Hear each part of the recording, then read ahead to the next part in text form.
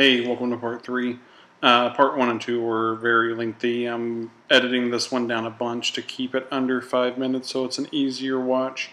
And this one will be finishing up the top land section and working on spray foam, so let's get it going. I mentioned earlier that I wanted the top land section to not look like a triangle hanging off the side of the tank. So the first part of this video is going to be little different clips of the steps I took to kind of remove the triangle shape. I'm just attaching some additional pieces of egg crate to the outside of the triangle to kind of help break up the shape. So yeah.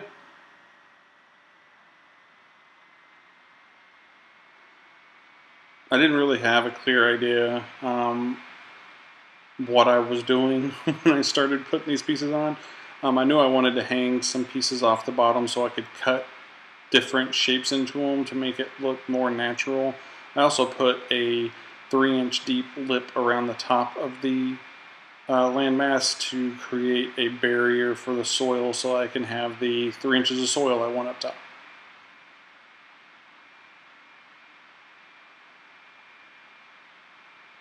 Now here's kind of a test fit. I don't have that front edge cut, but it kind of shows what I'm looking at right now.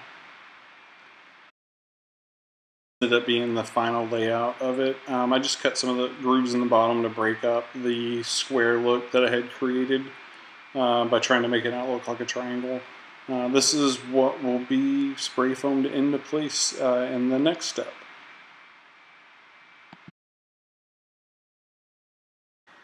Spray foam. If this is your first time using it, I'd recommend using a piece of cardboard outside the tank and just kind of getting the feel for how fast it comes out.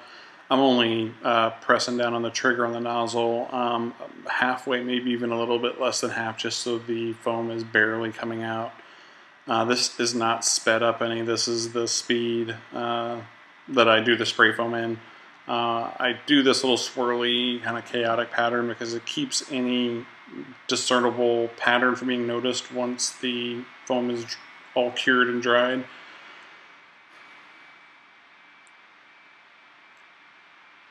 Doing it slow like this on the little light trigger pull makes the can run out of propellant before it's done with the spray foam, but you always run out of the propellant before all the spray foam liquid has come out of the can. It took 3 cans of spray foam to finish this tank. This right here that you're looking at now was 1 can. This here took 3 cans of spray foam. I cover the spray foam in a mixture of glue and peat moss. So I used Type Bond 3. It's a waterproof glue. And just poured peat moss in there. I mixed it up with a little piece of a pencil. And then apply it to the spray foam. Just use a paintbrush. Just get some on the paintbrush and then paint it onto the spray foam. You have to kind of watch the peat moss will come off first, and so you got to kind of smear it around, and then the glue will spread further than the peat moss will. Here's a close-up of what I'm doing.